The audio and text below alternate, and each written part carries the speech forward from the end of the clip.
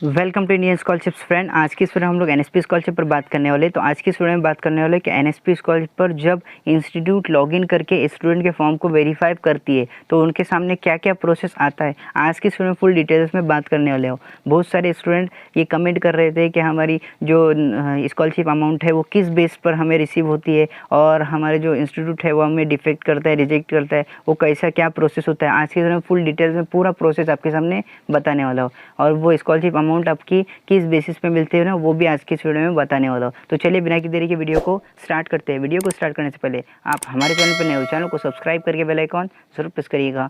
यहाँ पर हम आ चुके हैं एनएसपी स्कॉलरशिप की ऑफिशियल वेबसाइट पर। इसका लिंक मैंने डिस्क्रिप्शन में आई बटन में दे दिया है। तो आप यहाँ पर जैसे ही डिस्क्रिप्शन में फर्स्ट लिंक पर क्लिक करेंगे तो इस पेज पर आप पहुँच जाएंगे। जैसे इसके ऊपर पहुँच जाएंगे इस वेबसाइट पर, यहाँ पर देखिए एप्लीकेंट कॉर्नर पे जैसे जिस भी स्कीम में आपने अप्लाई किया रहेगा तो यहाँ पर से आप उसको लॉगिन कर सकते हैं।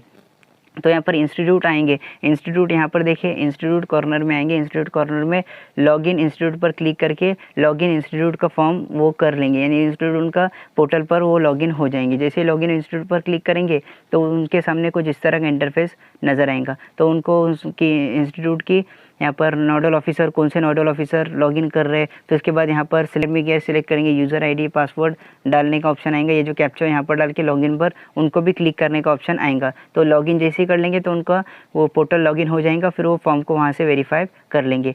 और जिस इंस्टीट्यूट ने अभी तक अपने एनएसपी स्कॉलरशिप की केवाईसी को अपडेट नहीं किया है, केवाईसी को फॉर्म को फिल नहीं किया है, तो वो यहाँ पर से न्यू केवाईसी के फॉर्म को फिल कर सकते हैं। देखिए अप्लाई केवाईसी के फॉर्म पर क्लिक करके उनकी ये IASE डिटेल्स डाल के कोड डाल के यहाँ पर देखिए जो कैप्चा नज़र है यहाँ पर डाल के सबमिट पर क्लिक करेंगे और वो केवाईसी का फॉर्म पूरा फिल कर सकते हैं। उसके ऊपर मैं नेक्स्ट वीडियो उसको कवर करने वाला हूँ। अभी बता दो कि इंस्टीट्यूट आपके फॉर्म को कैसे वेरीफाई करता है वो। तो जैसे इंस्टीट्यूट आपके फॉर्म को ओपन करता है तो इंस्टीट्यूट वहाँ से लॉगिन करके आपके जो भी फॉर्म को ओपन करता है, क्लिक करता है, तो उनके सामने यहाँ पर ऊपर आने के बाद पूरी आपकी डिटेल्स आती है और आपने क्या क्या डॉक्यूमेंट देते हैं ना वो पूरे यहाँ पर ऊपर आते हैं। फिर उसके बाद उनको डालने के लिए आता है, यहाँ पर देखिए आपको नज़र आ रहा होगा एडमिशन फ़ीस, जो भी है जितनी भी आपकी एडमिशन फ़ीस है वो यहाँ पर डालते हैं। ट्यूशन फ़ीस वो डालते हैं अकॉर्डिंग उनके। तो उसके बाद मेस फ़ीस, जो उनकी मेस फ़ीस रहती है तो वो यहाँ पर डालते हैं। डालने के बाद यहाँ पर वो अगर उनको मालूम नहीं रहेंगी तो यहाँ पर देख सकते हैं, इंस्टीट्यूट चेक कर सकते हैं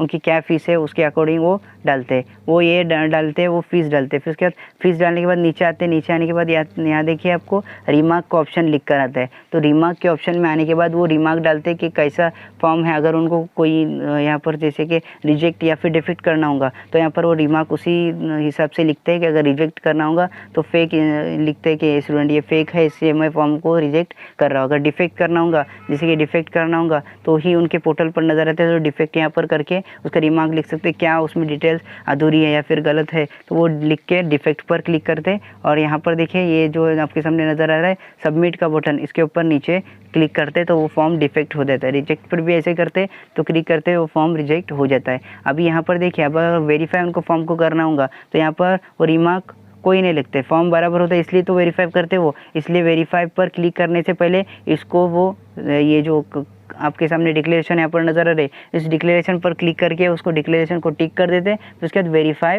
कर देते। वेरीफाई करने के बाद वो यहाँ पर देखिए ये यहाँ पर वेरीफाई पर क्लिक करके उसके सबमिट पर क्लिक करते। जैसे ही सबमिट पर क्लिक करते तो स्टूडेंट का फॉर्म होता है वो वेरीफाई हो जाता है वहाँ से। फिर उसके बाद वो आगे के लेवल पर वेरिफिकेशन के लिए जाता है। तो वेरिफिकेशन के लिए अलग से मैं एक डेडिकेटेड वीडियो लाने वाला हूँ, तो उसमें आपको बताऊँगा। अभी बहुत सारे स्टूडेंट ये कमेंट करते हैं कि हमारी जो स्कॉलरशिप अमाउंट है वो किस बेस पर हमें मिलती है और कितनी हमको स्कॉलरशिप अमाउंट मिलेंगी। स्कॉलरशिप अमाउंट है वो आपके हाथ में नहीं है। वो जो स्कॉलरशिप अमाउंट आप जब फॉर्म फिल करते हैं तो आपको स्कॉलरशिप अमाउंट देने का ऑप्शन तो नहीं आता है। आप जो इंस्टीट्यूट आपका फॉर्म वेरीफाई करता है तभी वो स्कॉलरशिप अमाउंट डालता है। ये देखिए आप यहाँ पर इंस्टीट्यूट को नज़र आता है स्कॉलरशिप अमाउंट डालने के लिए एडमिशन फ़ीस कितनी है वो यहाँ पर एडमिशन फ़ीस डालता है। फिर ट्यूशन फ़ीस कितनी है वो यहाँ पर डालता है। फिर मेस की फ़ीस कितनी है वो यहाँ पर डालता है और वो सब इन्फॉर्मेशन सब इंस्टीट्यूट ही फिल करता है। तो इंस्टीट्यूट को जाकर आप कांटेक्ट कर लेंगे। आप अगर ट्यूशन में जाते तो उसकी ट्यूशन की एग्जैक्ट करेक्ट डिटेल्स है वो आप उनको दे देंगे और उनको बताएंगे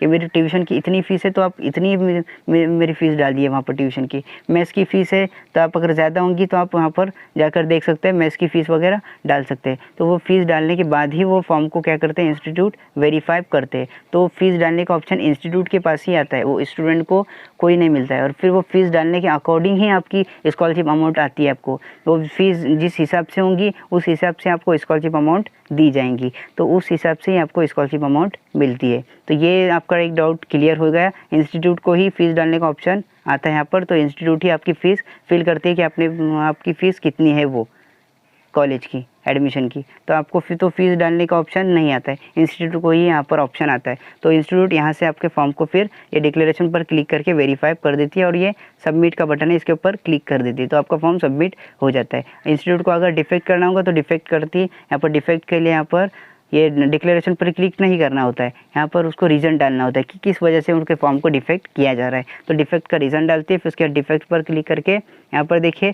सबमिट पर क्लिक करते हैं। जैसे सबमिट पर क्लिक करते हैं स्टूडेंट के फॉर्म फिर से उसके पास आ जाता है और वो फिर एडिट कर सकता है वो क्या डिफेक्ट किस वजह से हुआ है, वो रिमार्क में लिखकर उसके सामने नज़र आ जाता है कि किस वजह से मेरा फॉर्म डिफेक्ट हुआ है। उसके ऊपर मैं डेडिकेटेड वीडियो बनाई हुई है, आपको लिंक डिस्क्रिप्शन में आई बटन में मिल जाएंगी। अगर इंस्टीट्यूट को फॉर्म रिजेक्ट करना होगा तो यहाँ पर देखिए रिजेक्ट पर क्लिक करते हैं, रिजेक्ट पर क्लिक करने के बाद रिमार्क डालते हैं किस वजह से वो फॉर्म को रिजेक्ट किया जा रहा है। तो रिजेक्ट करने के बाद यहाँ पर देखिए आपके सामने नज़र आ रहा है सबमिट का बटन, तो सबमिट पर क्लिक करके उनके फॉर्म को सबमिट किया जाता है यहाँ पर, तो वो फॉर्म परमानेंटली रिजेक्ट हो जाता है। तो रिजेक्ट ऐसा करने के बाद जो भी इंस्टीट्यूट रिजेक्ट कर देती है, तो वो जिस भी इंस्टीट्यूट के फॉर्म को रिजेक्ट कर देती है वो इसके बाद अप्लाई नहीं कर सकते फिर से। अगर इंस्टीट्यूट ने गलती से उनके फॉर्म को अगर डिफेक्ट करना होगा और गलती से उनके फॉर्म को अगर रिजेक्ट कर दिया, ये डिफेक्ट करना होगा और उनके फॉर्म को गलती से रिजेक्ट कर दिया, तो इंस्टीट्यूट के पास ही वो ऑप्शन होता है कि उनको फॉर्म को डबल से वो वेरीफाई या फिर डिफेक्ट कर सकते हैं। वो स्टूडेंट के पास ऑप्शन नहीं होता है,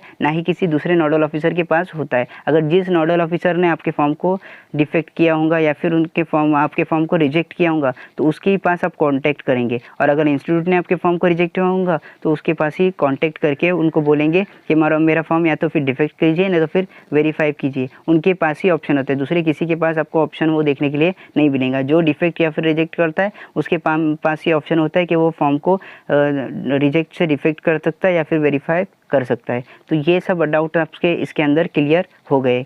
तो चलिए बिना देरी के वीडियो को एंड करते हैं।